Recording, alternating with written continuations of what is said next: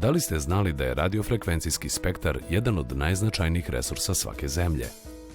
Sa aspekta države, formiranjem efikasnog sistema za monitoring brani se suverenitet zemlje, stvaraju uslovi za nesmetan rad operatora koji za korišćenje spektra plaćaju propisane naknade i brzo se otkrivaju oni koji spektar pokušavaju da koriste na nelegalan način. Sposobnost da država kontroliše korišćenje spektra u velikoj meri zavisi od tehničkih mogućnosti implementiranog sistema za monitoring.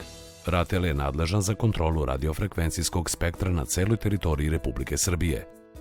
Ubrzani razvoj novih tehnologija zahteva implementaciju savremenog integrisanog sistema za monitoring spektra.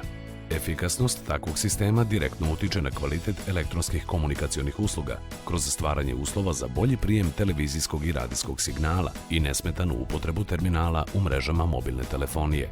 Sistem za monitoring RF spektra, pored praćenja legalnih, ima za zadatak i da identifikuje nelegalne emisije, kao i da detektuje smetnje u etru i locira njihove izvore.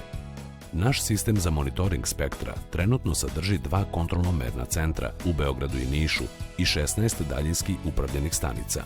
Sa ovim brojem kontrolno-mernih stanica Republika Srbija već sada raspolaže sa respektabilnim sistemom za monitoring spektra, koji svojim performansama prevazilazi slične sisteme implementirane u regionu.